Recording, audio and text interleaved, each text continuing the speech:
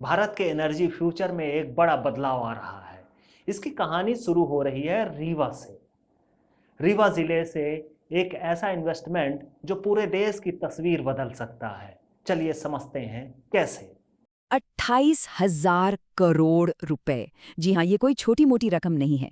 ये एक ऐसा इन्वेस्टमेंट है जो इंडिया के एनर्जी सेक्टर को आप समझिए हमेशा के लिए बदल सकता है। पर सवाल ये है कि इतना बड़ा अमाउंट आखिर लगाया कहाँ जा रहा है और क्यों? तो ये जो भारी भरकम इन्वेस्टमेंट है ना, ये किया जा रहा है टाटा एनर्जी की तरफ से, और वो भी मध्य प्रदेश के रीवा जिले में। ये एक ऐसा कदम है जो रीवा को इंडिया के एनर्जी मैप पर एक बिल्कुल नई, एक पावरफुल पहचान देने वाला है। यह कोई मामूली पावर प्लांट नहीं, बल्कि यह टाटा का बड़ा स्ट्रेटेजिक मूव है। ऐसा दांव जो हमारे देश के आने वाली एनर्जी जरूरतों को देखकर खेला गया है। चलिए देखते हैं आखिर ये इतना बड़ा दांव है क्यों। ये होने वाला है भारत का पहला प्राइवेट न्यूक्लियर पावर प्लांट। समझिए, ये देश की एनर्जी पॉलिसी में एक बहुत बड़े शिफ्ट का सिग्नल है, क्योंकि अब तक ये पूरा का पूरा सेक्टर सिर्फ और सिर्फ सरकार के हाथ में था। और इस ऐतिहासिक प्लांट के लिए जगह भी चुन ली गई है। रीवा की सिरमौर तहसील में लगभग 1669 हेक्टेयर की एक बंजर जमीन। और ऐसा पता है क्यों किया गया? ताकि इसका असर पर्यावरण पर कम से कम हो और जो खेतीबाड़ी की जमीन है उसे कोई नुकसान ना पहुंचे। अब जरा इस प्रोजेक्ट की स्केल को समझते हैं और इसके फ्यूचर प्लान्स को भी, जो इसे और भी खास बनाते हैं। इस प्रोजेक्ट की जो सबसे मजेदार बात है ना, वो है इसका फेज्ड डेवलपमेंट। मतलब ये एकदम से नहीं बनेगा। शुरुआत होगी 220 मेगावाट से, जो अपने आप में काफी है। फिर इसे बढ़ाया जाएगा 1000 मेगावाट तक, और फाइनल टारगेट है 2400 मेगावाट।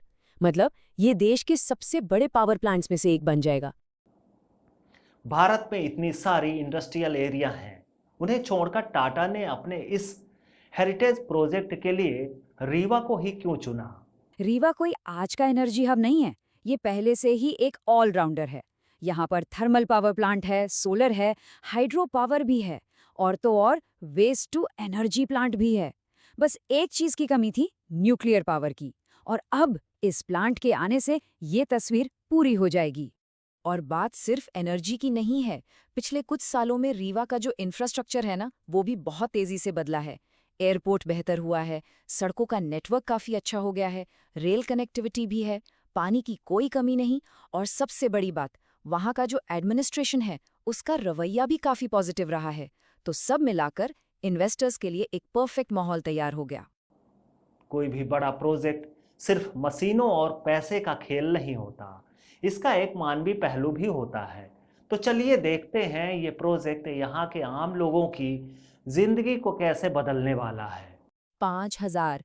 ये प्रोजेक्ट सीधे और इनडायरेक्टली लगभग 5,000 नौकरियां पैदा करेगा। सोचिए, ये वहां के लोकल इकोनॉमी के लिए कितना बड़ा बूस्ट होगा। और हाँ, ये इस इलाके के युवाओं को काम के लिए बाहर जाने से रोकने में भी बहुत बड़ी मदद करेगा। और जैसा कि डिप्टी सीएम राजेंद्र शुक्ल ने भी कहा है कि सोलर एनर्जी के बाद ये जिले की दूसरी बड़ी उपलब्धि होगी, जो रीवा को ऊर्जा हब के रूप में नई पहचान देगी। मतलब साफ है, ये प्रोजेक्ट रीवा को सिर्फ एक इंडस्ट्रियल सेंटर ही नहीं बनाएगा, बल्कि उसे एक नई आइडेंटिटी देगा, और इससे ये इलाका देश के विकास में एक अहम रोल निभाएगा। और बात यहीं खत्म नहीं होती। डेवलपमेंट की ये कहानी आगे भी बढ़ रही है। रीवा के पास ही अमझर में एक नया इंडस्ट्रियल पार्क भी बनाया जा रहा है। यहाँ 50 से भी ज्यादा इंडस्ट्रियल यूनिट्स होंगी, जो इस पूरे क्षेत्र में रोजगार के और भी मौके पैदा करेंगी और इसे एक बड़ा इंडस्ट्रियल हब बना देंगी। ये प्रोजेक्ट रीवा को देश की एनर्जी कैपिटल के रूप में स्थापित कर रहा है, और इसका असर मध्य प्रदेश तक ही नहीं रहेगा, बल्कि ये पूरे विंध्य क्षेत्र की, जो अपने नेचुरल रिसोर्स के लिए जाना जाता है, उसकी आर्थिक तस्वीर हमेशा के लिए बदल सकता है। खबर पसंद आए तो लाइक शेयर जरूर करिएगा।